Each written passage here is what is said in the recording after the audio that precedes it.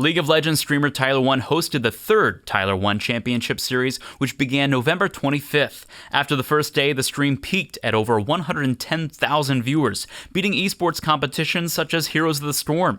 The event, held on Tyler1's Twitch channel, invited several high-ranked players on the North American server to play for a winner-takes-all prize pool of $50,000, with a vast array of different personalities helping to cast the event, from League of Legends streamer Hashinshin to Hearthstone player Disguised Toast to former manager and Riot caster DGon. Magical, you are the expert. What is the significance of the TCS? So you look at the TCS, and it provides a couple things that people really do want from League of Legends, which is, one, a tournament that happens outside of Riot at a different time, this time being around preseason, so everyone's starting to see all these cool new things with the meta. You get to see turret plating, how that's impacting everything. Plus, it gets to show you some new talent. You get to see new players coming in. So you don't have the same people that you always see on the LCS. You're seeing a couple new faces, some that were at Scouting Grounds last year, some that were at Scouting Grounds this year. So you had Fake God, he was at Scouting Grounds this year. You had Jurassic, he was at Scouting Grounds last year. Then you also have the meme team. You got Scar, you have Boy, I'm a Cutie Pie. Night Blue is on the team this time as well.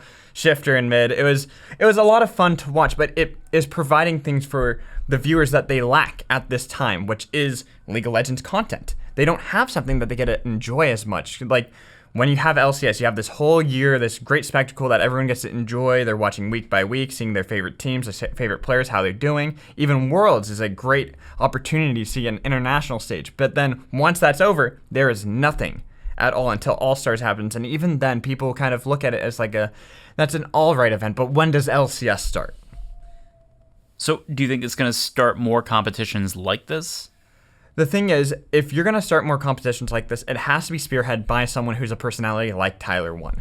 There's been many amateur organizations out there that have tried to grab onto some of this amateur circuit, try to get onto some of these newer talents, just haven't been able to get success because they're too new themselves. They aren't a big name. You get someone like Tyler1 who's now saying, hey, I have all these sponsors, I have all these people I'm bringing on. You got Hashinshin, Lokodoko, LS, you had Wings of Death, there was Trick2G who was hosting for a little bit. You had so many great names from all these different personalities that you can provide and say, now you get to see not only your favorite streamers, but these favorite players of yours competing onto this amazing scene. But unless someone like that can say, hey, I'm going to do this, I want you guys all to join, you're not going to have that great of success. Look at last year with the TCS. They contracted that out to a smaller amateur organization, trying to see if they could help the scene a little bit.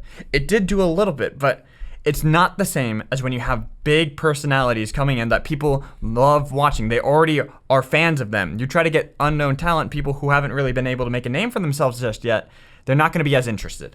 So it's I'm a Cutie Pie, Tyler1, Skara. Who are those the three main non-competitive? I'd honestly say it's just I'm a Cutie Pie and Tyler1. Those are the big enough names where they could say I'm hosting this, and you're not only going to get all these challenger players, but you're going to get all the viewers as well. Yeah. I will say, though, I did like a lot of the commentary that was before the finals of the Tyler. I think there were some very handsome, casters that were covering that. Oh, yeah. There were definitely some amazing looking casters. But at the same time, but at the same time, yes, I did cast it. But at the same time, you look at that, and while the casting was great, there was people who knew what they were talking about. It wasn't the same as having someone like Hashinshin, who is controversial, but people like to watch him. They like to see what crazy things he's going to say. You had Mark Z, who was on there. He was a true analyst for LCS. He knows what he's talking about. You even had some people who didn't know what they were talking about, but they were entertaining. You had people like this new guy, Captain Coach, who was really fun to watch. He was really interesting, but he didn't really know that many people on the scene, so he was kind of just making wild jokes and accusations. Even Disguised Toast, who's a Hearthstone player, he came in and he was just like, I don't know League of Legends, but yay, League! And it was fun and entertaining to watch. Do you think the next Tyler1 will come out of the esports scene, or just a no-name who will just rise through the... The next Tyler1 probably will come out of LCS. It's someone who's already known. I mean, people already look at Sneaky and look at how many viewers he gets alone, and he still consistently plays. When Doublelift had retired for a little bit, he was very popular. People loved watching him. It will most likely be someone like that who can capture what I'm a Cutie Pie did when he played before, and then he goes into streaming, realizes that he's a fun, entertaining person to watch. People like to watch him. Why do I need to go back to LCS? I love when people retire from esports. It's like, I don't know what to do for like a week. All right, and then 1 week later, all right, well now I'm doing 1 week that. or one split, they're just burnt out and they're like, I need rest and I want a vacation, and then they just leave for a bit. They're like, I'm bored.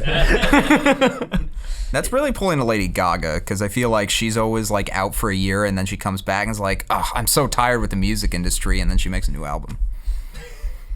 That's who I think of when I think of esports, is Lady Gaga. It's Lady Gaga. That's who I think. I mean, esports. I've been seeing on Twitter, isn't she playing through Bayonetta right now? Is she? Yeah, it's like a big thing. She's like trying to like embrace gamer culture or something. Of I don't course, she know. would play Bayonetta. If this is Smash, I swear to God. I mean, I'm just saying, I saw this like pop up on Twitter. I don't know why it's in my Twitter feed, but some people were retweeting it.